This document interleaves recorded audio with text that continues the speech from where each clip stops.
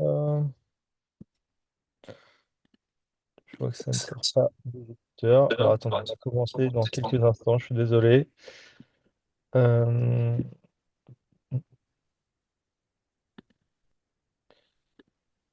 on va commencer, hein.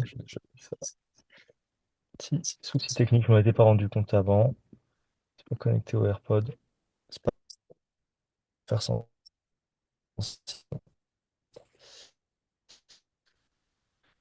Ok, bon, c'est pas grave.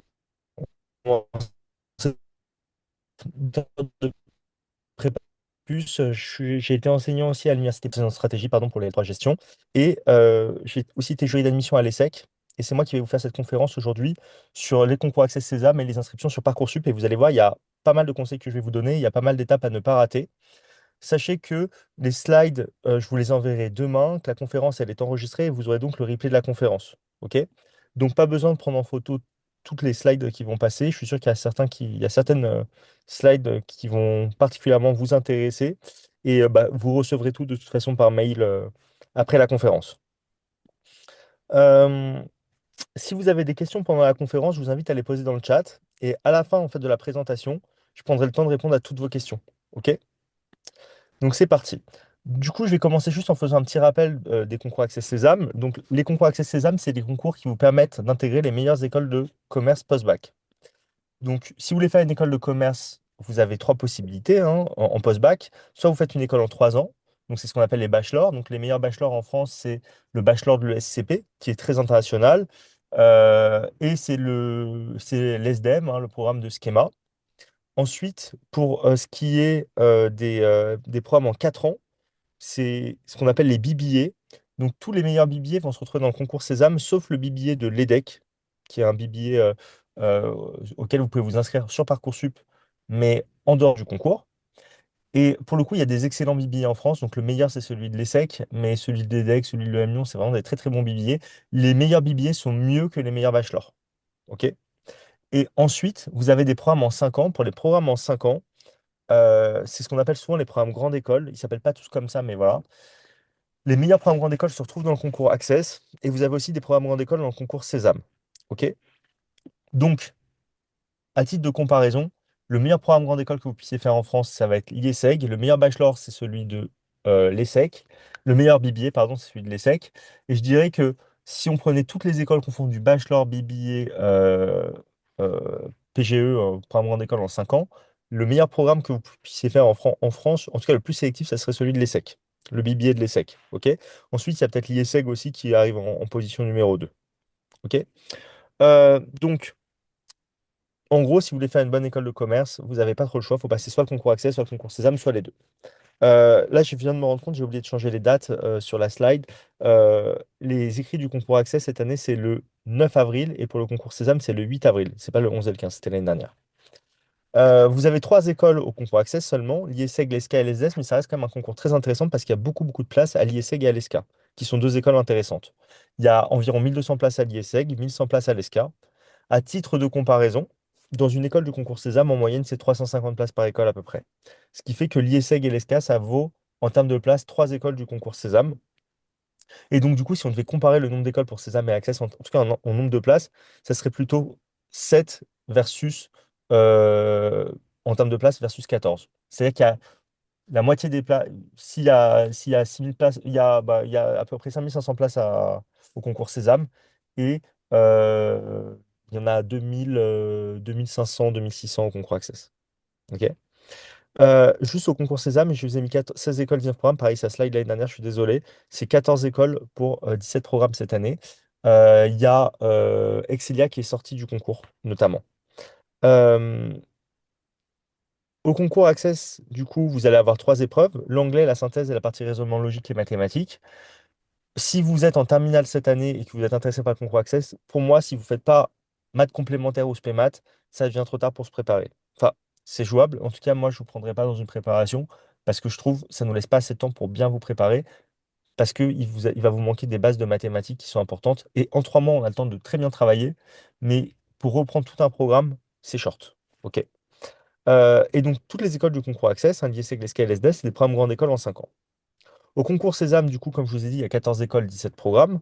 Il y a les meilleurs BBA, ESSEC, UM Lyon, Neoma, Schema. Il y a aussi des programmes grande école intéressants comme l'EM Normandie. Ok, vous avez 6 épreuves écrites, donc les langues avec l'anglais et la LV2, l'analyse documentaire, les enjeux contemporains, c'est sur les actualités des 10 derniers mois avant le concours, maths, français, compétences digitales, sachant que les maths de Sésame et les maths d'Access, ça n'a rien à voir.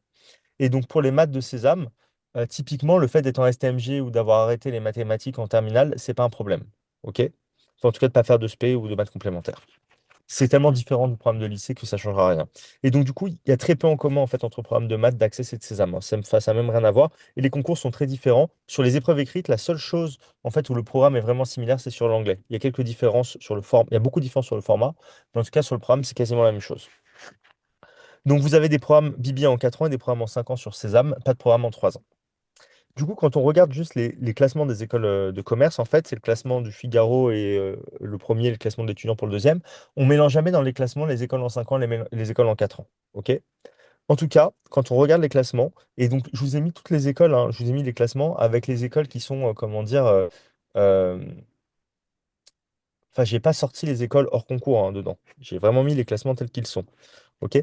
Donc, en gros, les deux meilleurs programmes grande école que vous avez, comme je vous l'ai dit, c'est l'IE. Enfin, en premier, c'est l'IESEG, il n'y a pas de débat. En deuxième, il y a SK et EM Normandie, c'est deux écoles qui ont un niveau similaire. Et ils ont deux stratégies différentes, l'ESCA et l'EM Normandie. L'ESCA, ils ont ouvert beaucoup de campus en France pour attirer les talents locaux. Donc, ils ont ouvert à Bordeaux, à Aix-en-Provence, euh, à Lyon, etc.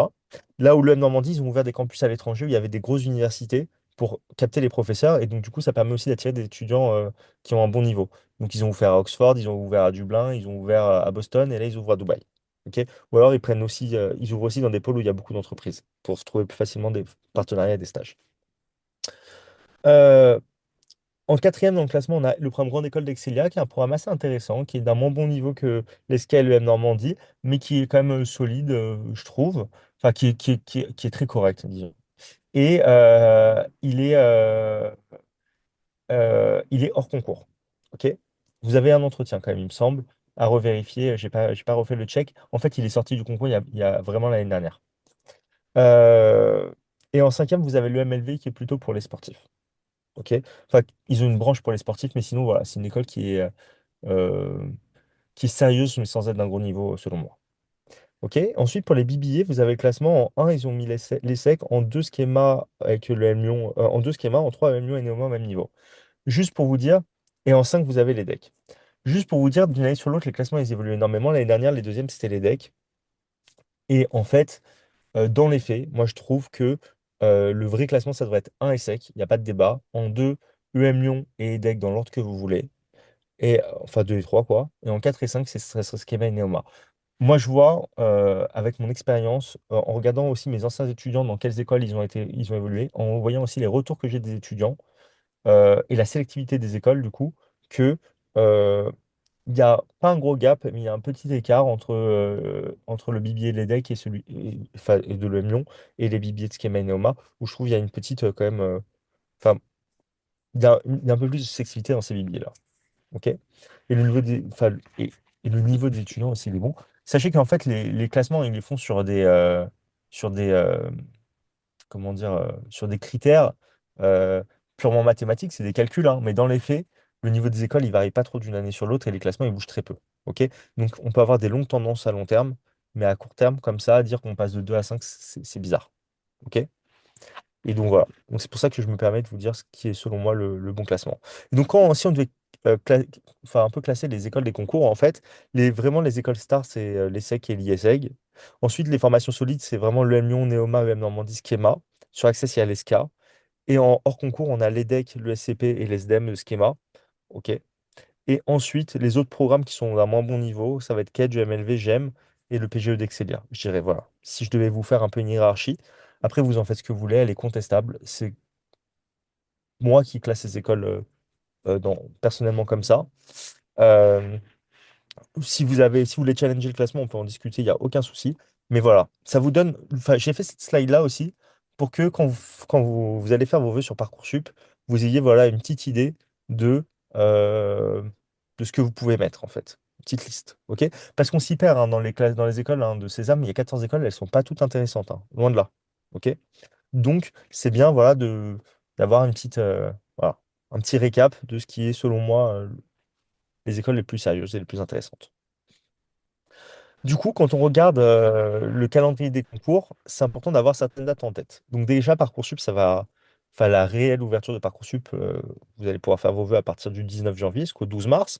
Et entre le 13 mars et le 1er avril, vous ne pourrez pas modifier vos vœux, mais vous pourrez par contre continuer de faire, enfin, changer vos lettres de motivation, changer votre dossier, et ensuite, il faudra quand même confirmer vos vœux, hein. Une fois que vous confirmez vos vœux, votre dossier il est figé.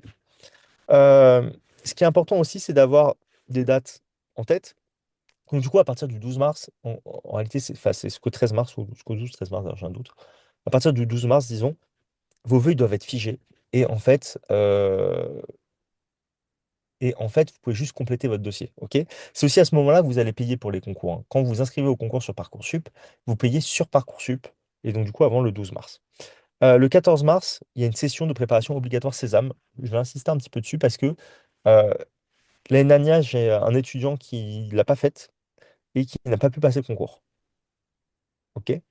Donc, quand ils disent session de préparation obligatoire, je crois que ça tombe un samedi.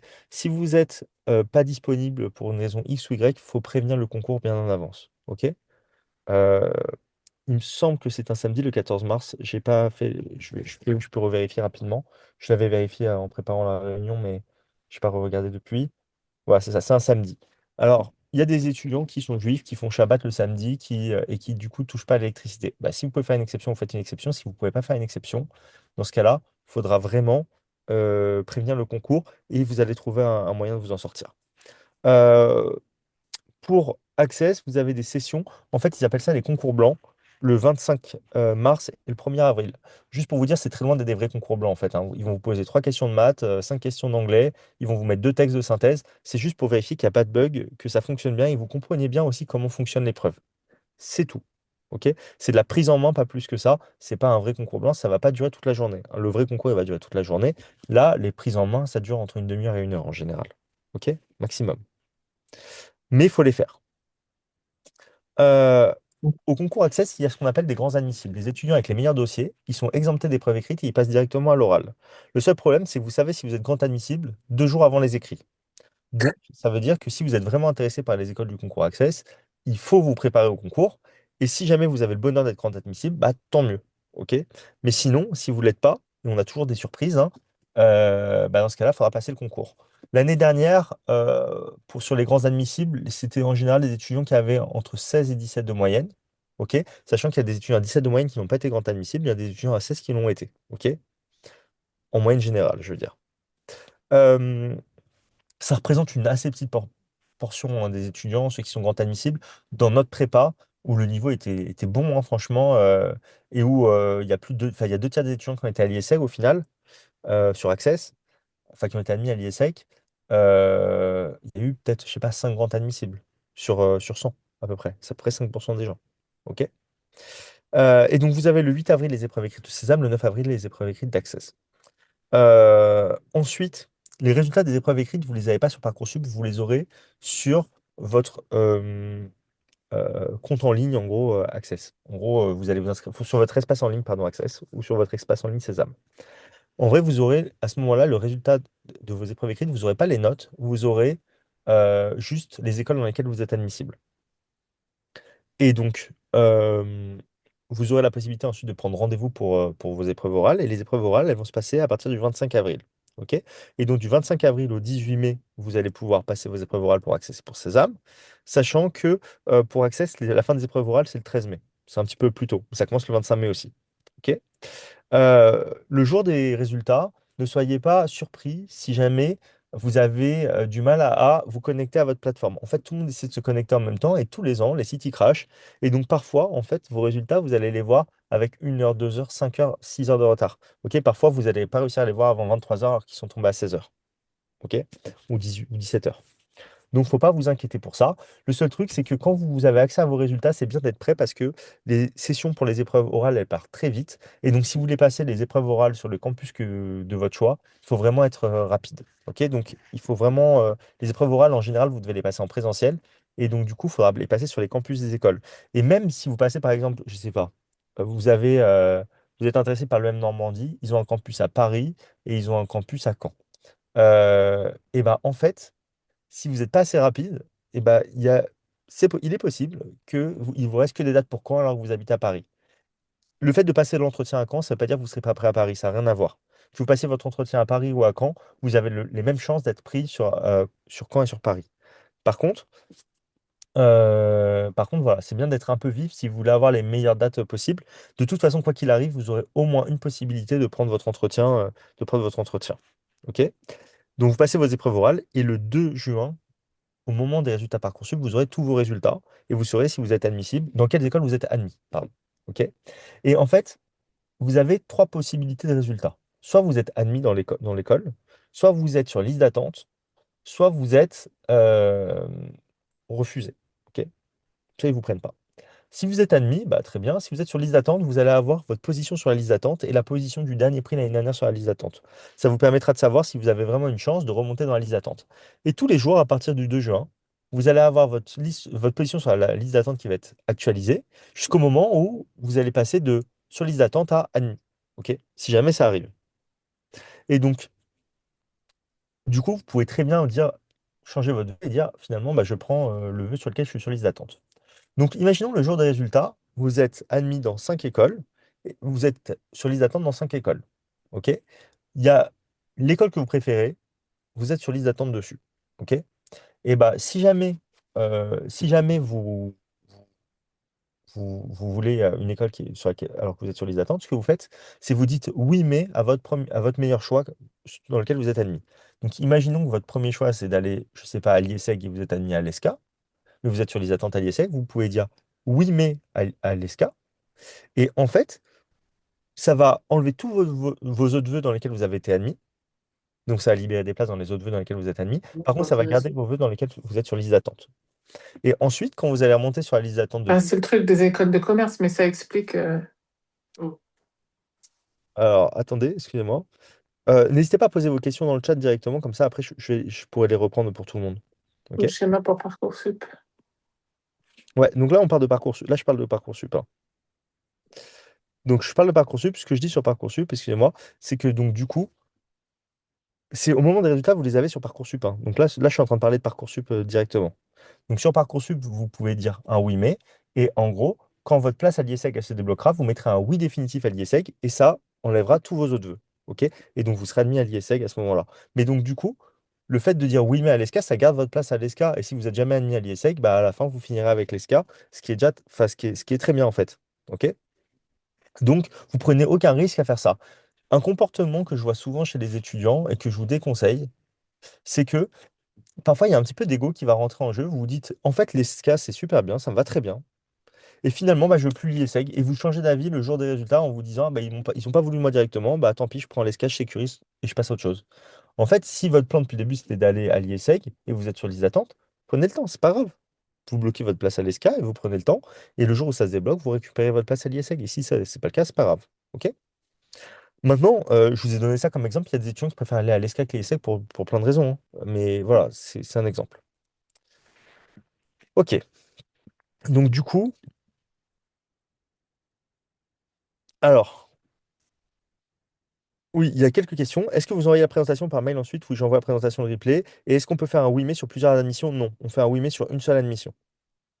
OK? Pour répondre à la question. De toute façon, je répondrai à toutes les autres questions après. Du coup, la procédure d'inscription, c'est la suivante. Vous allez devoir d'abord vous inscrire sur Parcoursup. Sur Parcoursup, alors, retrouver le concours Accès Sésame d'information sélective Parcoursup, ça a changé en fait. Ça, c'est pareil, c'est un truc que j'aurais pu mettre à jour. En fait, ce que vous allez devoir faire, c'est juste taper le nom d'une des écoles qui vous intéresse. Imaginons, vous êtes intéressé, vous voulez vous inscrire au concours Access, vous allez mettre IESEG, par exemple. Vous regardez le programme grande école de l'IESEG, ils vont vous proposer plusieurs campus sur Parcoursup. Vous mettez le premier campus qui vous vient, celui qui vous intéresse, vous mettez, je sais pas, le campus de Paris ou de Lille, on s'en fout. Vous mettez le campus de Lille. Ça va vous rajouter le vœu de l'IESEG, mais en fait, le vœu de l'IESEG, c'est un sous-vœu. OK? Donc ça va vous rajouter en fait directement le concours Access. Et là, une fois que le vœu concours Access va être rajouté à vos vœux, vous allez pouvoir choisir dans les sous-vœux du concours, toutes les écoles et tous les campus que vous voulez. Ce qui est hyper intéressant avec les concours, c'est que les sous-vœux ne sont pas comptabilisés. Vous avez le droit qu'à 20 sous-vœux normalement et à 10 vœux. Ça vous prend bien un vœu de mettre le concours Access, mais ça vous prend zéro sous-vœu de mettre tous les campus, toutes les écoles. Donc en fait, vous pouvez tous les mettre. C'est même la bonne pratique en réalité. Parce que même si par exemple, ça ne vous intéresse pas d'aller à l'ESDES et vous voulez aller à l'IESEG ou à l'ESCA, euh, le fait d'avoir le vœu de l'ESDES, ça peut vous permettre peut-être au moment des oraux de faire un entretien à l'ESDES pour vous entraîner, et ensuite vous passerez votre entretien pour l'ESCA quelques jours après. Vous voyez? Et donc du coup, ça vous donne un petit, comment dire, euh, un petit entraînement gratuit, quoi. Donc à ce moment-là, c'est vraiment intéressant. En fait, le filtre sur vos vœux, vous le faites pas, je pense, sur Parcoursup, enfin, sur les sous-vœux, sur les écoles. Je pense que vous pouvez le faire au moment des épreuves orales. Au moment des épreuves orales, quand vous prendrez vos dates pour les épreuves orales, vous allez, si vous passez le concours Sésame et que vous avez 14, vous avez les 14 écoles, ce que je vous souhaite, vous n'allez pas faire passer 14 entretiens. Vous allez choisir 4 5 écoles, peut-être 6 dans lesquelles vous allez passer vos entretiens, et toutes les autres, vous n'allez pas prendre de date. Et donc, vous serez refusé automatiquement. Mais le fait d'avoir mis toutes ces écoles, peut-être qu'une école qui ne vous intéresserait pas, elle vous permettra juste de préparer un entretien ou ça vous fera un entraînement gratuit, quoi. OK? Donc, ça peut être intéressant. Sur Parcoursup, vous allez créer votre dossier d'inscription, vous allez choisir du coup les programmes auxquels vous postulez, vous allez payer et vous allez confirmer vos sous-vœux. OK? Et c'est aussi à ce moment-là, le 2 juin, enfin, sur Parcoursup, que vous recevrez les résultats définitifs.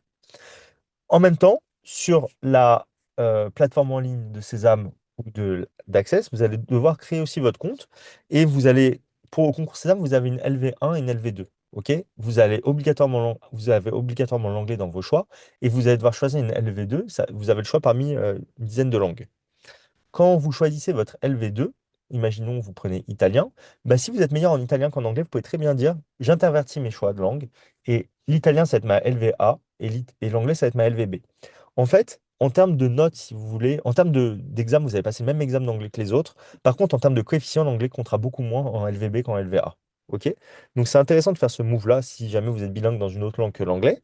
Et donc, du coup, vous le faites depuis votre espace en ligne Sésame.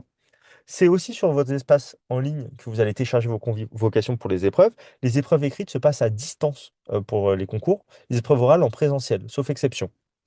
Donc, du coup, ça va être de chez vous que vous allez passer les épreuves. C'est pour ça qu'il y a des tests qui se font avant, c'est pour vérifier que tout fonctionne bien, que tout est bien calibré, que vous avez bien compris comment fonctionnent les plateformes sur lesquelles vous allez passer les tests en ligne. Et c'est aussi sur ces espaces que vous allez prendre les rendez-vous pour vos épreuves orales. Si vous bénéficiez d'aménagements type tiers-temps, il faut les déposer en ligne. Donc, en gros, pour Sésame, déjà, il faut avoir un tiers-temps pour le bac aussi. Donc, il faut le déclarer sur Parcoursup, votre tiers-temps. Et il faut aussi déposer toutes les pièces justificatives sur la plateforme de Sésame pour Sésame. Et pour Access, il faut envoyer les informations par mail. Alors, je vais vous mettre directement le mail dans le chat. Comme ça, vous savez c'est à qui vous devez vous adresser pour Access. Pour le tiers-temps, je vais faire tout de suite. Voilà. C'est caroline.lalande@tesca.fr. OK? Très important.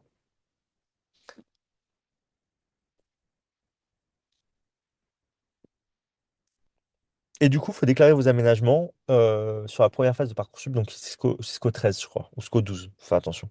OK? Et c'est très important, hein. Les aménagements, ça peut vous donner du temps en plus. Enfin, le fait d'avoir un tiers-temps, ça vous permet d'avoir un temps en plus. Si vous avez d'autres aménagements, enfin, vous pouvez les avoir aussi. Juste pour vous dire, euh, en fait, profitez-en. Si vous pouvez en avoir, le temps est très très précieux lors des épreuves. Donc, si vous avez plus de temps, c'est un réel avantage. OK? Sur Parcoursup, vous allez devoir remplir des rubriques. Donc, la première rubrique importante, c'est la rubrique activités et centres d'intérêt. Pour la partie activités et centres d'intérêt, c'est une rubrique qui est facultative, mais et qui va être commune pour tous vos vœux. C'est hyper, hyper, hyper important de bien la remplir. Ça va vraiment être pris en compte et ça peut vraiment faire la différence. OK? Il y a 1500 caractères par rubrique et il y a 4 rubriques. Donc, les expériences d'encadrement et d'animation, l'engagement citoyen, les expériences pro, l'ouverture sur le monde. Dans les expériences d'encadrement et d'animation, vous pouvez mettre est-ce que vous avez fait le BAFA? Est-ce que vous avez, euh, est-ce que vous avez animé, je sais pas, est-ce que vous participez à la vie de votre club, si vous avez un club de sport? Est-ce que vous avez déjà conduit des projets même personnels? Ok? Vous pouvez en parler à ce moment-là. Dans l'engagement citoyen, vous pouvez mettre du coup 'fin, tout ce que vous avez fait. Est-ce que vous avez fait de l'associatif, etc. Si vous êtes même délégué, vous pouvez en parler à ce moment-là. Ok? Pour les expériences pro, bah, vous mettez tous vos stages et surtout, vous pouvez mettre aussi des expériences type babysitting, type Vous avez travaillé sur les marchés. Sur- tout est intéressant et tout est un plus à ce stade-là. Vous êtes en terminale, on n'attend pas de vous que vous ayez beaucoup d'expérience professionnelle, évidemment. Et ouverture au monde, ça va être les sports, ça va être du coup aussi, comment dire, vos centres d'intérêt un peu plus culturels. Et si vous avez fait un parcours spécifique avec un bac étranger, enfin un bac équivalent étranger, un bac international plutôt, ce que je voulais dire, excusez-moi. Est-ce que vous avez aussi fait des grands voyages, des voyages euh, linguistiques, etc. Vous pouvez en parler à ce moment-là. OK? Donc du coup, mes conseils, ça va être de remplir les rubriques, évidemment, en faisant ça vraiment du mieux possible. Euh, Aussi mettre en avant ce que vous n'allez pas mettre enfin, ce que vous n'avez pas détaillé dans vos lettres de motivation. Votre lettre de motivation, elle va faire 1500 caractères exactement, ok? Enfin maximum. Et donc du coup, vous n'allez pas pouvoir rentrer dans le détail. Donc si vous avez une expérience qui est vraiment intéressante, vous pouvez la mentionner dans la lettre de motivation, mais faut la développer dans la rubrique, dans la activité centre intérêt. Ok? Euh, c'est aussi un moyen de montrer votre personnalité et tout ce qui est extrascolaire, hein, la partie activité centre d'intérêt. Et donc, les écoles vont chercher des profils d'étudiants bah, qui font des choses en dehors des cours et ça va être valorisé. Je vous conseille aussi de ne pas faire des listes, c'est-à-dire de ne pas dire juste je fais du ping-pong, du tennis et de la boxe. Ok. Vous pouvez dire, je fais du tennis, mais deux points, et là, vous détaillez. Je fais du ping-pong, vous détaillez. Je fais de la boxe, vous détaillez. Vous mettez pas que des bullet points, c'est bien de rédiger un petit peu aussi. OK? Mais vous pouvez structurer en mettant des bullet points, en disant tennis, deux points, et là, vous détaillez. Boxe, deux points, là, vous détaillez, etc. Ça, vous avez le droit. OK? Ou sinon, vous rédigez directement. Donc, donnez des détails, ne soyez pas avare en détails, et surtout, utilisez vos caractères. OK? Ensuite, vous aurez la lettre de motivation, le projet personnel motivé. Pour Access et pour Sésame, en fait, à chaque fois, vous avez une lettre de motivation par vœu. Donc, vous ne faites pas une lettre de motivation par école, en fait. Vous faites une lettre pour Access, une lettre pour Sésame. Elles peuvent être très similaires, étant donné que la lettre, elle va être commune à toutes les écoles pour Access et la lettre, elle va être commune à toutes les écoles pour Sésame. Je vous invite, en réalité, à ne pas la diriger vers une école directement, la lettre. C'est un peu risqué de faire ça et ça ne fera pas une grosse différence. OK? La lettre, elle doit faire 1500 caractères maximum. Vous ne pouvez pas détailler. C'est pas 1505, ça passe pas. OK? Euh, Lors de la lettre, enfin dans la lettre, c'est important de mettre en avant votre projet professionnel et vos points forts. Et donc quand je dis qu'il faut mettre en avant son projet professionnel, je sais très bien qu'en terminale, il y a plein d'étudiants qui n'ont pas un projet personnel défini, et c'est normal. Par contre, mettez-vous à la place des écoles, entre un étudiant qui va dire, je veux faire une école de commerce parce que ça me permet en fait de découvrir différentes matières et ensuite je pourrais me spécialiser en fonction de mes affinités. Entre un étudiant qui va dire ça et un étudiant qui va dire, je veux faire une école de commerce parce que j'ai pour projet de me spécialiser dans le marketing et plus particulièrement, je suis spécialement intéressé par le domaine du luxe. En fait, une personne qui va avoir réfléchi à son projet, elle va être, comment dire, plus intéressante pour l'école parce qu'ils vont se dire, cette personne-là, elle n'est pas là par hasard, en fait, elle veut venir. OK? Elle a un réel projet. Et en fait, que vous le réalisez votre projet ou pas, en fait, tout le monde s'en fout, hein, et dans les écoles, ils s'en foutent aussi. Ce qui est important, c'est pas ça. Ce qui est important, c'est pas est-ce que vous allez réaliser votre projet. Ce qui est important, c'est est-ce que vous avez réfléchi à votre projet en fait. Et donc, du coup, même pour vous, c'est un exercice intellectuel qui est très intéressant de se dire, en fait, pourquoi je veux faire une école de commerce? OK? Et donc, quel domaine pourrait m'intéresser? Par contre, faites attention, dites pas n'importe quoi, parce qu'après, pendant les épreuves orales, les entretiens, ils vont voir, on voit, nous, en tant que jury, hein, vos lettres de motivation, on peut vous poser des questions dessus. Donc, ça veut dire que vous avez intérêt à vous préparer dessus derrière. Donc, parlez de choses qui vous intéressent. Mais en fait, ce que je veux surtout dire par là, c'est creuser le sujet, en fait. Creuser un peu le sujet même si vous ne faites pas ça plus tard, montrez que vous avez des pistes en fait de ce que vous souhaitez faire et ne vous éparpillez pas. La lettre de motivation, elle fait juste 1500 caractères. Choisissez un domaine et restez dessus peut-être. OK? Même si vous hésitez entre l'entrepreneuriat et la finance, vous pouvez dire que les deux, ça vous intéresse, etc. Essayez de mêler un projet professionnel qui va combiner les deux. Mais en fait, dites pas, je veux faire soit de l'entrepreneuriat. Enfin, je trouve que c'est pas du tout éliminatoire, hein, mais je trouve que c'est plus compliqué de se dire je vais faire soit de l'entrepreneuriat, soit de la finance. OK? Parce que pour détailler ça, même un petit peu sur 1500 caractères, c'est très short. OK? Du coup, un plan que je vous conseille typiquement pour faire vos lettres de motivation sur Parcoursup, c'est de vous présenter en une phrase. Vous avez pas beaucoup de place, hein. Vous présentez en une phrase. Bonjour, je m'appelle Johan, je suis en terminale au lycée machin, et même vous précisez pas, et vous faites tel spé, et je souhaiterais faire une école de commerce pour travailler dans tel domaine. OK? Donc vous présentez ensuite votre projet professionnel. et vous expliquez pourquoi vous allez avoir besoin d'une école de commerce. Donc, ce que va vous apporter l'école de commerce. Vous expliquez aussi euh, que quand vous allez expliquer ce que les écoles vont vous apporter, c'est bien aussi de mettre en avant vos points forts, vos atouts, vos expériences pour vous dire que, bah, en fait, c'est lié à ce que vous faites. En fait, ça va bien aller avec votre personnalité et qu'en fait, ça a du sens. Montrer que le projet a du sens. Et c'est aussi important de prendre le temps de montrer ce que vous aussi vous allez pouvoir apporter à l'école. Donc, ce qui va vous différencier des autres candidats. Et donc, à ce moment-là, vous pourrez parler de vos pratiques sportives, de vos points forts. Et juste, ce que je vous demande, c'est qu'à chaque fois que vous parlez d'un point fort, ou à chaque fois que vous parlez d'une qualité, il faut toujours mettre un exemple à côté. Sinon, ça n'a aucune valeur. Dire j'ai du leadership, on s'en fout. Dire j'ai du leadership, ça fait 3 ans que je suis capitaine de mon équipe de foot, ça a beaucoup, beaucoup plus de valeur. Donc, tout ce que vous dites, ça doit être agrémenté d'un exemple derrière. OK? Qui vous met en valeur. Et j'en profite aussi pour vous dire, ne mettez pas en avant vos points faibles. Ne dites pas, oui, j'ai eu un petit trou en première parce qu'en fait, j'étais amoureux, je sais pas, racontez, ça, on s'en fout. Vos points faibles, vous en parlez pas. Vous montrez que votre plus belle face. OK? C'est comme si, je sais pas, euh, si vous avez un date, vous n'allez pas arriver en parlant de vos défauts. Vous parlez de vos qualités. On les découvrira plus tard, vos défauts. C'est pas grave, tout le monde en a de toute façon. Mais mettez en avant vos qualités. OK? Et ne mentez pas. OK? Et une petite phrase de conclusion, de remerciement à la fin, c'est très bien. Je vais vous donner quelques exemples de lettres de motivation et je prendrai le temps à la fin de vous parler un peu de ChatGPT aussi parce que c'est important. J'hésite, est-ce que je vous en parle maintenant ou pas? On en parlera après. Donc, je vais vous donner quelques exemples de lettres de motivation que du coup j'ai anonymisées pour vous voyez un petit peu ce qui est bien, ce qui n'est pas bien, ce qu'il faut faire, ce qu'il ne faut pas faire. Donc, on va commencer avec la première lettre. Madame, monsieur, attiré par le développement. Je vais vous en présenter trois. Ça vous va? C'est pas, je suis pas trop lent? Je vais mettre OK pour le rythme. Si c'est OK pour le rythme, vous mettez juste un petit pouce en dessous, comme ça je prends le temps de vous détailler les lettres de motivation. Si vous voulez que j'aille un peu vite sur les lettres de motivation, vous me dites d'accélérer. OK? C'est juste dans le chat, vous pouvez le dire. Tant qu'il y a un peu plus de réponses dans le chat, moi ça a l'air d'aller. OK. Donc du coup, Madame, Monsieur, attiré par le développement durable en parallèle du lycée X, je suis une formation à l'école du climat X qui complète parfaitement mes spécialités SES, anglais, option 3 et enjeux du monde contemporain. Donc moi je trouve que c'est très bien comme phrase pour se présenter. Alors attirer, alors faites attention aussi aux répétitions, etc. et au style. Là pour le coup, ChatGPT peut vous aider parfois à rephraser vos lettres et ça peut le faire. Ok? C'est une des seules bonnes utilisations de ChatGPT, je pense, pour faire votre lettre de motivation. Ok? C'est quand vous n'êtes pas contente de la tournure d'une phrase pour la changer, et aussi pour vérifier qu'il n'y a pas de faute d'orthographe. Donc, attirer, j'aime moyen, mais bon, par le développement durable. Ok? Et là, on voit le lien. Il y a la formation à l'école du climat. Il parle de CSP. Il s'est bien présenté. Ok?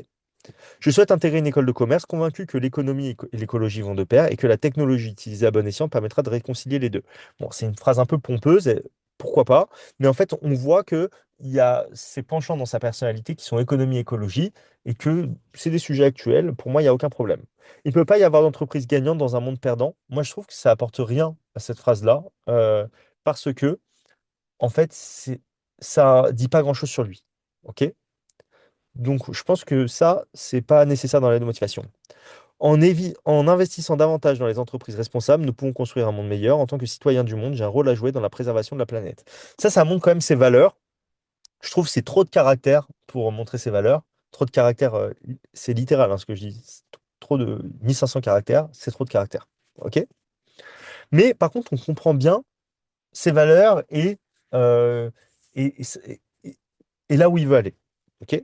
Les écoles du concours Sésame que j'ai sélectionnées répondent à mes critères d'exigence en matière de formation, d'ouverture internationale ou encore d'employabilité et s'inscrivent dans une démarche responsable et durable. Ça, c'est très bien pour le coup parce que ça montre en fait qu'il a un choix qui est réfléchi et qu'il sait pourquoi il a sélectionné le concours Sésame et pourquoi en fait il s'est intéressé à ce concours-là en particulier.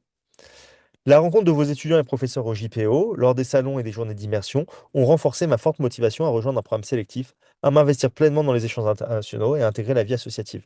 Là aussi, je trouve que c'est intéressant parce qu'en fait, il va vraiment montrer qu'il s'est, encore une fois, vraiment intéressé aux écoles et que, en fait, son choix, il est vraiment réfléchi. Euh, Vous n'avez pas besoin de faire les JPO de toutes les écoles, de faire tous les salons, etc. Votre temps, il est précieux. vous faites deux trois JPO, vous faites un ou deux salons. Une fois que vous avez fait vos choix d'école, c'est bon. OK? Je suis sérieux, volontaire et sociable. Je sais créer de la cohésion dans un groupe. Sportif, je joue en équipe et j'ai à cœur la réussite collective. Ce que j'aurais bien aimé, en fait, c'est qu'il soit plus précis sur les sports qu'il fait et qui donne des exemples plus concrets. Donc, il utilisait beaucoup de caractères pour raconter un peu sa vie et parler de sa philosophie, mais là, il n'en a pas utilisé assez, à mon avis, pour décrire vraiment c'était quoi ses points forts. M'accueillir au sein de votre école, c'est faire le choix d'un étudiant ESG, engagé, sérieux et génial. Alors ça, c'est marrant. Moi, je sais qu'en tant que jury, ça m'aurait posé aucun problème, mais c'est quand même un peu risqué. OK?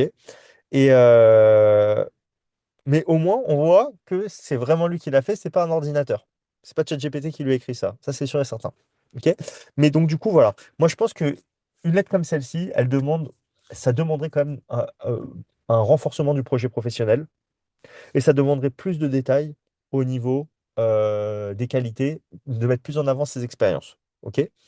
Euh, et des phrases un peu moins pompeuses au milieu, où il tourne un peu moins autour du pot, parce que je trouve que ça lui prend des caractères qu'il pourrait réutiliser d'une meilleure manière. Deuxième exemple. Madame, Monsieur, actuellement en terminale spécialité maths et sciences économiques et sociales au lycée X, je souhaiterais intégrer à la rentrée prochaine votre prestigieuse école de commerce. Déjà, il y a un problème, c'est qu'on s'adresse à plusieurs écoles en même temps, donc votre prestigieuse école de commerce, c'est bizarre. Une enfin, une de vos prestigieuses écoles de commerce à la limite. Très curieuse de l'actualité et des enjeux contemporains, j'aimerais découvrir de nouvelles matières comme le marketing, le management ou la gestion. C'est bien qu'elle montre qu'elle a... c'est une fille, je crois. Qu'il montre ou qu'elle montre.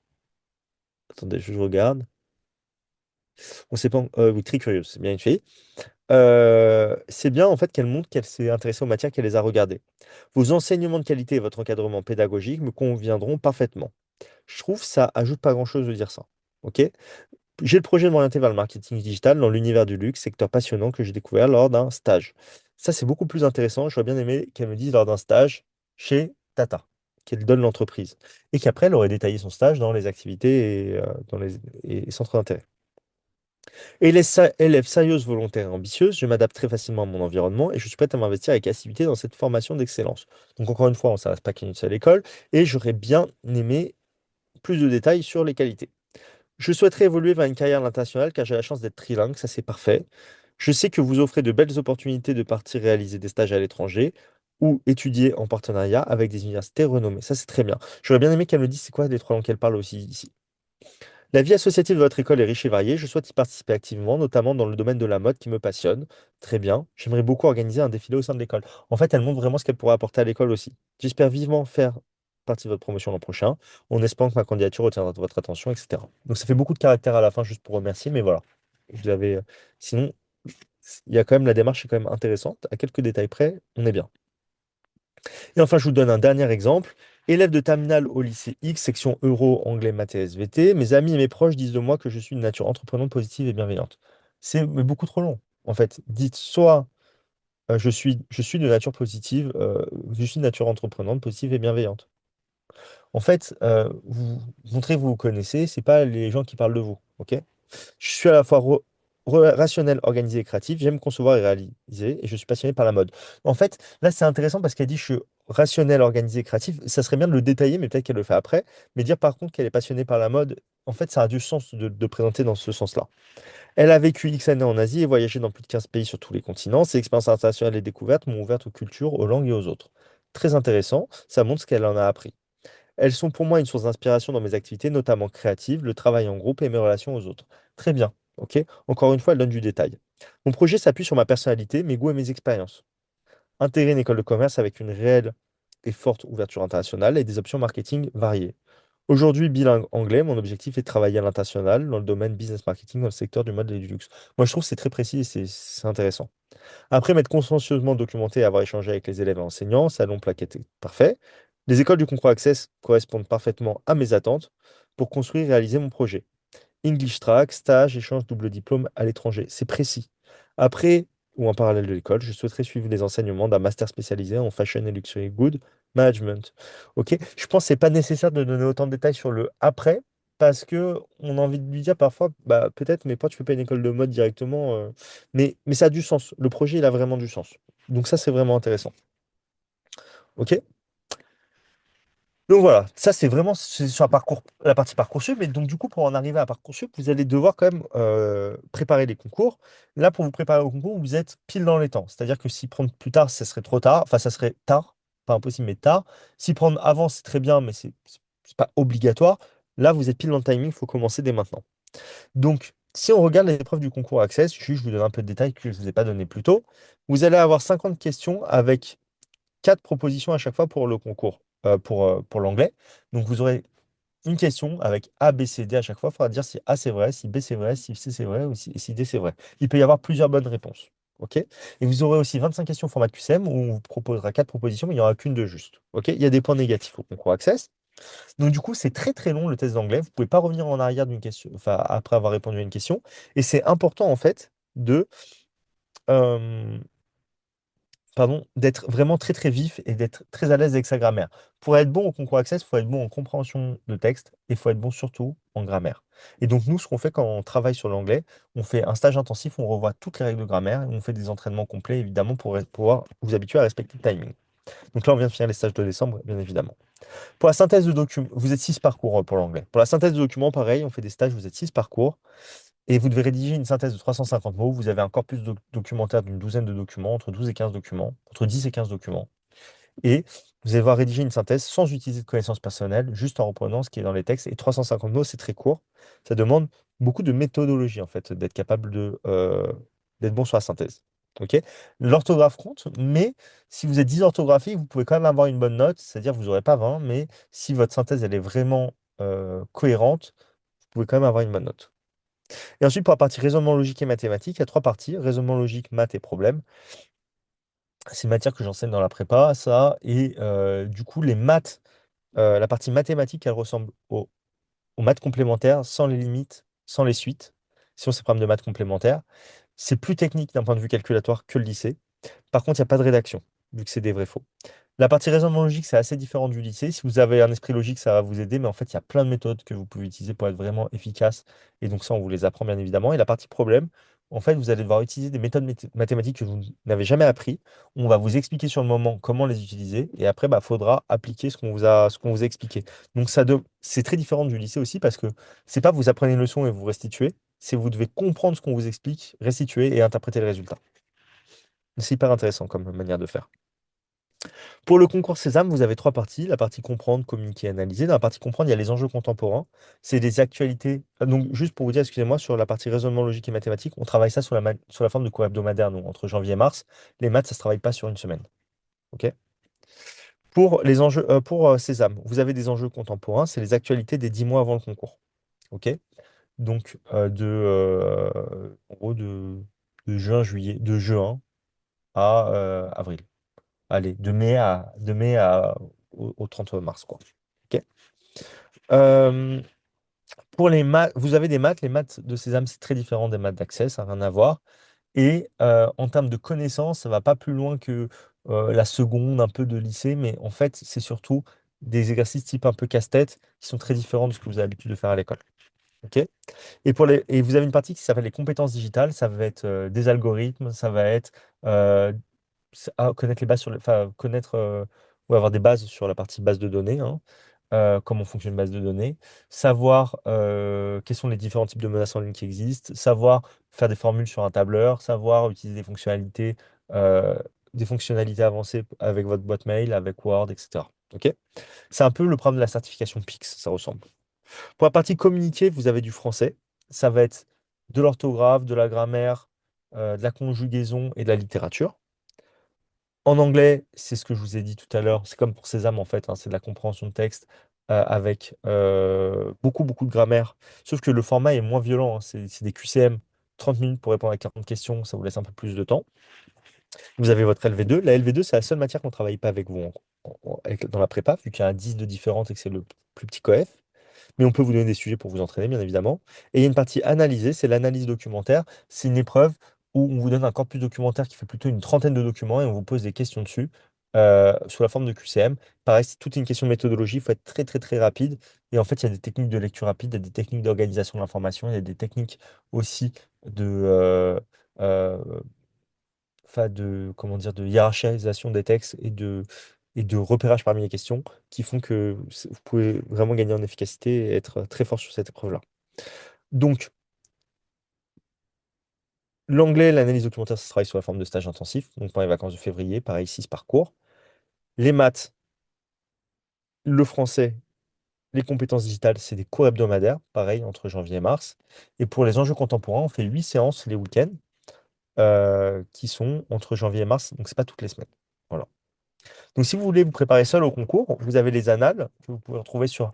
Bah, vous avez l'application concours Sésame hein, qui est intéressante. Il n'y a pas beaucoup de questions dessus. Ça vous tournez souvent en boucle, mais c'est très bien pour s'entraîner un petit peu dans son lit. Elle est bien faite. Vous avez les annales du site Access pour vous entraîner. Bah, si vous voulez, vous pouvez les télécharger sur le site d'Access indirectement, mais vous allez voir, il n'y a pas de correction détaillée. Donc, du coup, ça peut poser problème parce que ça va vous paraître très dur. Mais en vous préparant, bah, ça ira évidemment. Et on a eu l'autorisation d'Access cette année pour faire des corrections vidéo détaillées de leurs annales. Donc, du coup, on les fera plus tard dans l'année. Et vous pouvez les retrouver sur le site de Prépa Campus. Il y a des livres pour s'entraîner, mais franchement, ils ne sont pas très à jour, donc je ne vous les recommande pas trop. Vous pouvez suivre des comptes Insta. Euh, BBC Learning English, c'est très bien pour l'anglais. Ça va vraiment vous aider à apprendre des choses qui vous serviront pour les concours. Pour l'actu, Hugo Décrypte, c'est très bien. Sur l'Insta de Prépa Campus, on met des actus aussi toutes les semaines. C'est pas aussi poussé qu'Hugo Décrypte, mais par contre, ça va sur votre fil Insta et du coup, vous avez beaucoup d'informations utiles pour les concours. Pour la partie raisonnement aussi, on met des techniques sur l'Insta Prépa Campus. Sinon, il y a la chaîne YouTube Aide Academy, c'est très bien. C'est pas ciblé sur les concours, mais par contre, ça peut vraiment vous aider bah, à être efficace dans, comment dire, apprendre des techniques en fait qui peuvent vous servir pour, bah, soit pour le lycée, soit pour les concours. Et surtout, moi, je trouve que c'est bien fait, c'est intéressant. Et du coup, bah, pour les étudiants de la prépa, nous, on vous met à disposition une plateforme en ligne avec des sujets complets qui sont corrigés avec des corrections vidéo et PDF, avec pour toutes les matières des cours et pour chaque cours des exercices ciblés. Donc, imaginons, exemple, en maths, pour la géométrie, vous aurez un cours de géométrie en vidéo qui dure 20 minutes où on vous explique toutes les notions de géométrie à connaître. Et vous aurez aussi, du coup, 3 fiches d'exercices avec des corrections PDF et vidéo avec que des questions de géométrie. Comme ça, vous pouvez progresser sur cette partie-là. On fait ça pour tous les chapitres, pour toutes les matières. OK.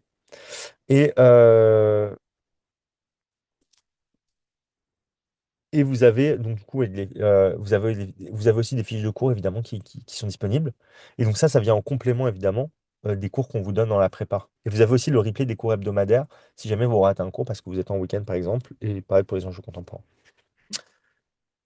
Du coup, si vous souhaitez vous préparer avec nous au concours, notre préparation pour le concours Sésame, ça va être du coup 2 heures de cours hebdo de maths, français et compétences digitales. Donc parfois on fera des maths, parfois du français, parfois des compétences digitales. Le premier cours, c'est ce dimanche. C'est dimanche de 11h15 à 13h15, dimanche de la semaine prochaine. Ok. C'est tous les dimanches de 11h15 à 13h15. Il y aura juste 2 semaines de pause pendant les vacances de février. Ok. Donc ça fait 2 heures par semaine. En plus de ça, vous aurez un stage intensif d'anglais et d'analyse documentaire que vous ferez pendant les vacances de février. On propose les 4 semaines de vacances. Donc vous choisissez la semaine que vous voulez. Vous pouvez le faire. Donc les cours hebdo, c'est que à distance. Les stages intensifs, vous pouvez le faire en présentiel à Paris ou à distance. Ok. On a 2 tiers de nos étudiants qui sont pas du tout de région parisienne, qui font tout à distance. Hein. Et vous avez 8 cours d'enjeux contemporains que vous devez faire. Ok, donc pareil, le premier cours d'enjeux contemporains, ça va être samedi prochain, pardon. C'est soit le samedi à 11h, soit le dimanche à 18h. On propose les deux créneaux, vous connectez au créneau que vous voulez, c'est le même cours. Ok? Mais c'est pas toutes les semaines, du coup, vu qu'il n'y en a que 8. Pour Access, ça fonctionne de la même manière, sauf qu'en stage, vous avez anglais synthèse, et en cours hebdo, vous avez raisonnement logique et mathématique. C'est tous les samedis de 14 à 16h. Donc c'est. Et si vous faites Access plus Sésame, c'est 2490 euros. J'ai oublié de mettre le prix. Dans la slide, c'est juste, ça ne devait pas rentrer, c'est pour ça qu'il n'y est pas. C'est 2490 euros. Vous avez les 2 heures de Sésame et les 2 heures d'Access. Donc le samedi de 14h à 16h, Sésame, Access, pardon. Le dimanche de 11h15 à 13h15, Sésame.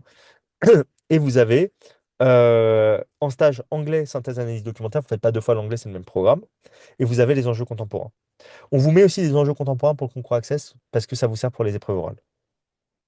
Après chaque période de stage, donc là, le stage il vient de finir, par exemple, pour le mois de décembre. En fait, en décembre, en février, on fait les mêmes stages. Donc, vous faites soit décembre, soit février. Donc, pour vous, ce sera février si vous voulez vous inscrire. Pardon. Là, en gros, les profs, ils sont en train de me faire en ce moment, d'ailleurs, tous les débriefings du stage qui s'est passé la semaine dernière. Et moi, la semaine prochaine, j'enverrai les débriefings à tous les parents et à tous les étudiants, en rajoutant aussi des conseils personnels que moi, j'aurais rajoutés sur des exercices que vous pouvez faire sur la plateforme pour vous entraîner en plus. Donc ça, vous savez exactement quoi faire. En fait, on vous fait un planning personnalisé à chacun. Pour les étudiants qui ont des difficultés en maths, surtout pour Access, mais même pour Sésame, je vous prends en individuel gratuitement et je vous explique ce qui vous pose problème. Mais ça, vous pouvez me solliciter quand vous voulez. C'est de manière ponctuelle. C'est pas toutes les semaines que je vais vous prendre, mais de manière ponctuelle, si vous avez des difficultés, je vous prends en individuel. Et ça fait partie de la préparation, ça fait partie du suivi. C'est admissible ou remboursé aussi, c'est que si vous êtes admis à aucun de vos vœux, si vous avez mis au moins 5 vœux pour Sésame, 3 vœux pour Access, si vous êtes admis à aucun de vos vœux, on vous rembourse tout. C'est pas arrivé l'année dernière, je vous rassure.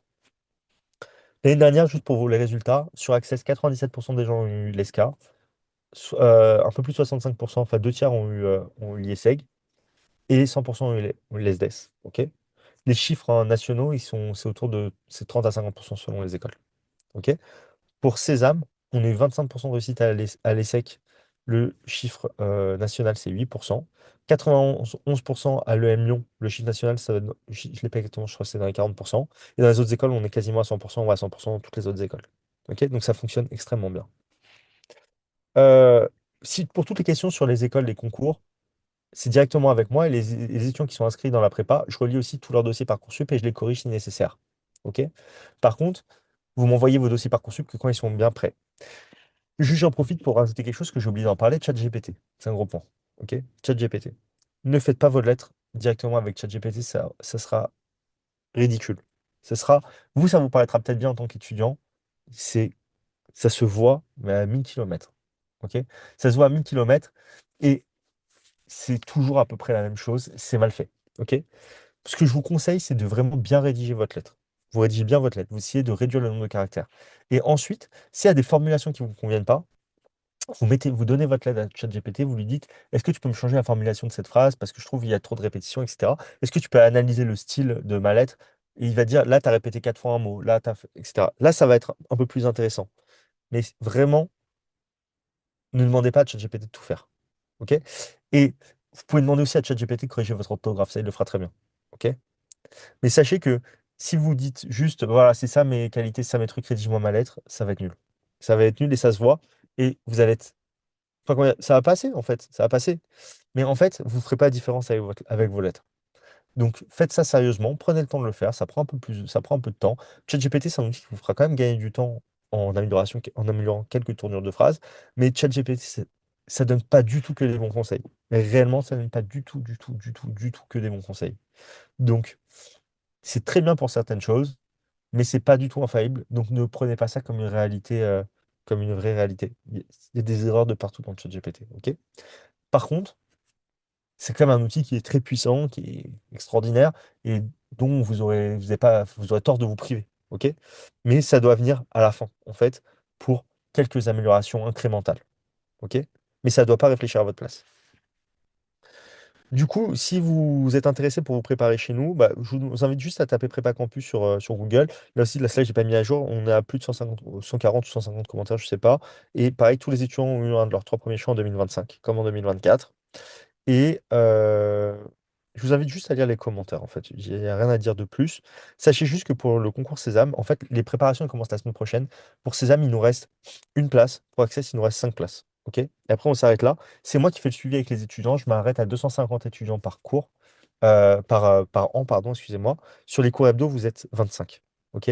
Donc, du coup, je crois que sur Sésame, ils sont déjà 24 sur la dernière classe. Et on n'en ouvrira pas de plus parce que sinon, ça nous fera passer à plus de 150 étudiants.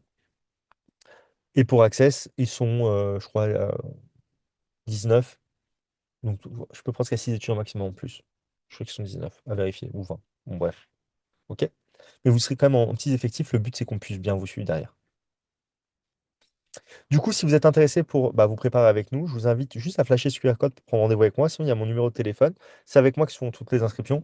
Vous pouvez m'envoyer un SMS pour prendre rendez-vous avec moi. Et euh, ensuite, on prendra un rendez-vous ensemble. Il n'y a pas d'inscription en ligne. Enfin, il faut absolument passer par la case téléphone avant. J'ai besoin d'avoir soit un parent, soit un étudiant, soit les deux pour qu'on puisse faire les inscriptions. Je ne pourrais pas prendre d'inscription aujourd'hui. Le rendez-vous, ça sera demain. OK? Et donc, du coup, demain ou après-demain, tout sera arrêté derrière en termes d'inscription. Euh, voilà, j'ai dit un peu tout ce que j'avais à dire. Je vais prendre le temps maintenant de répondre à toutes vos questions. Ok. Est-ce que c'est bien vu d'avoir l'esprit de compétition? Oui, c'est bien vu d'avoir l'esprit de compétition. C'est une bonne chose dans la vie d'être compétitif dans le monde professionnel. Et les écoles, elles font tout le temps la compétition entre elles. Donc, c'est pas une mauvaise chose d'avoir l'esprit de compétition. Par contre, il faut être joueur d'équipe aussi. L'un n'empêche pas l'autre.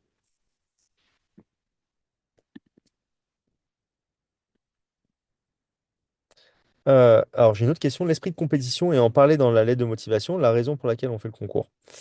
Je n'ai pas très bien compris la question, mais en tout cas, le fait d'avoir l'esprit de compétition, vous pouvez en parler dans la lettre, montrer, donner des exemples, et le fait, expliquer pourquoi on passe le concours, en fait, c'est le but de la lettre de motivation, hein, c'est pour dire pourquoi les écoles de commerce, ça vous intéresse. Je sais pas si ça répond bien à la question, mais si on reformulait là, et je répondrai mieux. Ah, pour le concours Access et Sésame, le niveau d'anglais attendu correspond à quoi? C'est un niveau de terminal qui est attendu, c'est un niveau B2. Ok, Roxane? Quand vous dites sur place, c'est où le concours? En fait, les concours se passent à distance. Les épreuves écrites, les épreuves orales se passent dans les campus des écoles. En fait, vous avez un concours qui est commun pour toutes les écoles, le concours écrit, et les épreuves orales, c'est une épreuve, enfin, c'est une convocation par école. OK?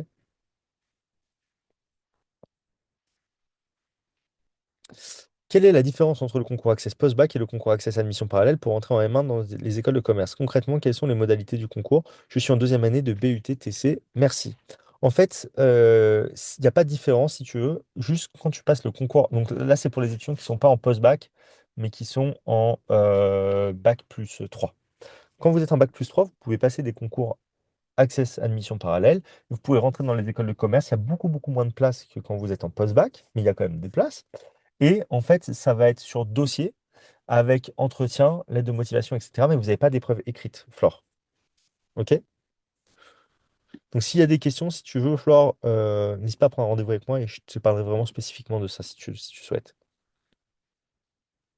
Ces stages concernent bien entendu les terminales. Avez-vous une offre d'accompagnement pour les étudiants ou des partenaires de qualité pour les étudiants en première voire en seconde? Alors Virginie, si vous êtes en première ou en seconde, moi je trouve que c'est trop tôt pour vous lancer dans les concours. Se préparer sur un an, c'est très bien. En fait, dans l'idéal de l'idéal, nos premières préparations elles commencent en novembre. Les préparations qui ont commencé en novembre, de toute façon, elles sont complètes depuis novembre, enfin depuis même avant. Et donc, du coup, depuis le mois de novembre, vous pouvez vous inscrire que sur les préparations qui commencent en janvier. OK? Mais c'est l'idéal. C'est l'idéal parce que ça nous laisse plus de temps. Et en fait, on fait payer le même prix aux étudiants qui s'inscrivent tôt dans l'année parce qu'on ne veut pas qu'ils se disent, ah oui, mais même si j'ai payé plus cher, je vais payer un peu moins cher pour avoir la formation en janvier, alors qu'elle est top, la formation en janvier. La formation, commencer en janvier, c'est suffisant, c'est très bien, c'est parfait. Le fait de commencer plus tôt, ça vous permet d'y aller plus tranquillement en termes de rythme. Mais je trouve que vous épuiserez à commencer de la seconde à la première. Ce qu'il faut faire en seconde et en première, c'est essayer d'avoir un bon bulletin, un bon dossier et choisir les bonnes IP. C'est la seule chose à faire. Du coup, Kélina demande, du coup, il reste une place pour Sésame. Pour vous préparer dans la prépa sur Sésame avec nous, il reste une ou deux places, pas plus. En fait, c'est normal, les cours ils commencent la semaine prochaine, on a rempli toutes nos classes. On se limite à 250 étudiants dans la prépa, tout concours confondu, on est à plus de 230, on est entre 230 et 240. Donc du coup, on rouvre pas une classe pour Sésame de 25 étudiants. Alors que on s'est mis la limite fixe à 250, justement pour que je puisse, parce que c'est moi qui fais le suivi, pour que je puisse bien suivre les étudiants. Sachant qu'il y a des places il y a à peu près 6 places sur, 5 ou 6 places sur Access, une ou deux places sur César. Il reste quelques places en ingénieur et je prends des AST aussi des étudiants en bac plus 3 bac plus 4. Ok? Donc du coup, on se limite. En fait, si vous voulez, on n'est pas là pour avoir le maximum d'étudiants possible. On est là pour faire un travail rigoureux de qualité. L'équipe de profs, hein, de la prépa, on n'est pas, c'est pas petit, hein, la prépa. On a une quarantaine de profs, mais en fait, on vous prend tellement en petit comité sur la préparation aux oraux, par exemple, je vous en ai pas parlé, c'est en plus hein, de la préparation aux écrits, c'est des cours individuels. Ok? Donc, du coup, il faut être une grosse équipe quand même pour gérer ça. Mais du coup, si je veux être là pour corriger l'aide de motivation de tout le monde, pour aider les étudiants dans le choix des écoles, pour faire des points sur les avancements des étudiants, en fait, je suis obligé de me limiter en termes d'étudiants. Et c'est ce qui fait l'ADN de la prépa, et ça, je ne vais pas changer. Quelle est la différence de niveau entre une école après prépa et une école post-bac? À quel niveau classement d'école de commerce après prépa pourrait-on comparer le billet de l'ESSEC? C'est une très bonne question. Pour répondre à votre question, Roxane, si on devait mettre l'IESEG et l'ESSEC dans le classement des écoles post-prépa en BBA, ok, le BBA de l'ESSEC et l'IESEG, ça serait, je pense, juste derrière le M Lyon et l'EDEC, ça serait 6-7. Ok? Ce sera à ce niveau-là. Donc, les meilleures écoles, les meilleurs programmes, top 5 le top 5 en programme grande école, c'est en post-prépa. Mais ça serait ça le niveau. Ça reste quand même des très bonnes écoles. Je pensais que c'était bien vu dans la lettre de motivation de dire qu'on a visité les écoles. Ah, Je pensais que c'était bien vu de dire dans la lettre qu'on avait visité le campus des écoles et rencontré des étudiants. C'est très bien vu de le dire, seul truc, c'est que vous n'allez pas pouvoir citer les écoles parce que, en fait, la lettre, elle est commune aux différentes écoles. Donc ça serait au moment des épreuves orales que vous allez vraiment pouvoir le dire, ok? Mais si vous ne l'avez pas fait et si vous n'avez pas vu toutes les écoles, bah dans ce cas-là, c'est la vie. Mais donc oui, je vous conseille de ne pas cibler les écoles directement. Ce sera discriminant, en fait. Alors que au moment des épreuves orales, là, vous pourrez le dire, j'ai parlé avec tel étudiant, je vous ai vu sur tel salon, etc. Mon fils est en première, le rythme en terminale ne va-t-il être trop soutenu avec le bac en même temps? Bah, Carole, en fait, quand vous êtes en terminale, le rythme il est assez soutenu, ça c'est clair. Mais le fait de préparer les deux concours, alors là, vous êtes en première, en plus, vous y prenez bien en avance. Si vous commencez la préparation en novembre, c'est encore plus tôt. En fait, ça veut dire que vous allez pouvoir mieux répartir le travail dans le temps. Préparer Access plus Sésame, ça prend en termes de temps le temps d'une option au lycée. Donc ça se fait. Il y a des étudiants qui prennent des options au lycée. C'est, par exemple, prendre l'option maths expert, ça prend autant de temps de travail que préparer Access et Sésame sur toute l'année. Ok? Enfin, pas sur toute l'année, sur la semaine. Ok? Donc, c'est complètement jouable. Ou prendre l'option droit, c'est pareil. Sachez qu'il n'y a pas de devoir en dehors des cours. Le seul moment où on donne des devoirs aux étudiants, c'est le dernier mois avant le concours, quand les dossiers Parcoursup sont terminés. Et là, on le fait, on donne des devoirs parce qu'en fait, on s'approche vraiment en fait, des épreuves. Mais sinon, avant, en fait, on fait suffisamment d'heures avec les étudiants pour pas avoir leur donner de devoirs. Mon fils est en terminale et souhaite intégrer une école privée de luxe, mais nous lui déconseillons. Lui sera-t-il possible de présenter d'ici un an de passer le concours Sésame si cette année hors Parcoursup ne lui a pas convenu? Alors Lisa, oui, c'est possible. Et en fait, je comprends très bien votre réflexion. En fait, si vous voulez faire travailler dans le domaine du luxe, le mieux, c'est quand même de passer par une école de commerce et de se spécialiser dans le luxe. Parce que les bonnes écoles de commerce sont beaucoup mieux cotées, beaucoup mieux connectées que les meilleures écoles de luxe en soi à Paris. Enfin, à ma connaissance en tout cas. Et donc, du coup, en effet, c'est beaucoup plus, comment dire, intéressant de le faire dans ce sens-là. Mais par contre, vous pouvez très bien repasser le concours en bac+1, ça pose aucun problème pour répondre à votre question. Bonjour, le quoi est-il à régler à chaque concours pour les écrits? Pour les oraux, y a-t-il un coût supplémentaire? Alors, vous parlez, Aurélie, je ne sais pas si vous parlez de la prépa ou pour le concours sur Parcoursup. Au moment où vous inscrivez au concours, vous allez devoir payer sur Parcoursup. Ça coûte pas loin de autour de 300 euros pour César, mais autour de 200 euros pour Access. Je ne sais plus les montants exacts en tête, mais c'est dans ces eaux-là. Ok? Et ça vous permet de passer les concours pour tout. Quand vous préparez avec la prépa, si vous passez le concours, si vous prenez qu'une seule. Attends, je vais mettre le truc. Si vous prenez qu'une seule. Si vous préparez qu'un seul concours, c'est 1490 euros. Si vous préparez les deux, c'est 2490 euros. OK? Pour les oraux, la préparation, c'est 3 séances individuelles pour un étudiant qui a les à l'oral, 5 séances individuelles pour un étudiant qui a des difficultés. C'est des séances que vous faites avec une personne qui est jury d'admission, soit en école sans prépa, un peu comme moi, donc avec mon profil, soit, enfin, donc jury d'admission en prépa ou en école, les cours, ils durent entre 1h30 et 2 heures. En fait, on a un planning des cours qu'on vous présente en mars, parce qu'en fait, c'est pas maintenant qu'on s'occupe des oraux, c'est en avril qu'on se prépare aux oraux. Donc c'est en mars qu'on vous explique toute la préparation. Et le coût pour une séance pour les euros, c'est 120 euros. Donc si vous préparez en 3 séances, c'est 360 euros. En 5 séances, c'est 600 euros. OK? Si jamais vous êtes toujours pas prêt après 5 séances parce que vous avez vraiment des difficultés à l'oral, vous ne pouvez pas payer les séances supplémentaires. C'est moi qui vous prends en individuel jusqu'à que vous soyez prêt. On paye une fois pour les concours ou pour chaque école. Vous payez une fois pour le concours. Sachant ça, il y a 6 7 ans, on payait par école. Maintenant, c'est terminé. On paye une fois pour le concours et puis c'est tout. Combien de temps est valable l'acceptation? Pour les écoles, devons-nous obligatoirement rentrer en septembre N ou septembre N+1? Alors, j'ai compris la question, c'est est-ce qu'on peut faire une rentrée décalée avec un an de décalage? Alors, la réponse, c'est que oui, c'est possible sous certaines conditions. Si vous faites un service civique, si vous faites une année à l'étranger avec des cours et vous avez un certificat de scolarité, si vous faites, enfin, il y a quelques raisons en fait qui peuvent vous permettre de le faire. En réalité, je trouve que c'est pas trop dur d'avoir l'acceptation de la rentrée décalée, mais vous pouvez pas dire je pars en vacances un an. Après, dans les faits, si vous inscrivez à une formation, quelle qu'elle soit, vous donnez un certificat de scolarité, vous obtenez le truc et qu'à la fin vous faites un an de vacances, personne ne le saura. Enfin, je pense pas. Ok? Mais en tout cas, voilà, vous pouvez reculer d'un an plus tard. Quels sont les SP recommandés? Bah, si vous êtes intéressé par le concours Access, il faut prendre l'aspect maths. Ou maths complémentaires, au minimum. Maths complémentaires, c'est très bien. Sinon, les SP, ça va être AMC, LLCE, AGGSP, SES, évidemment. Et quoi d'autre? AG, GGSP, je fais chien. HLP, ça passe aussi. Faut voir, c'est ça l'SP les plus intéressantes. Bonjour, est-ce que l'étudiant doit être présent pour le rendez-vous téléphonique pour l'inscription prépa campus? Pas nécessairement parce qu'il peut être en cours, mais si l'étudiant n'est pas présent, il faut que vous ayez les bulletins de l'étudiant avec vous. Vous pouvez les trouver sur Pronote ou enfin, en gros, il faut que vous ayez les notes de l'étudiant avec vous parce que je vais vous poser des questions sur l'étudiant.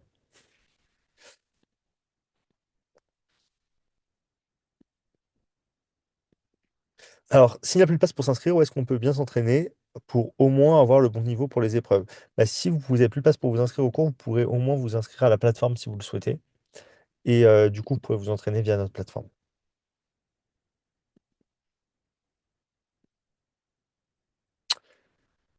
Mais écoutez, on a fait le tour de toutes les questions. Voilà, je vous remercie pour votre participation. J'espère que c'était assez clair.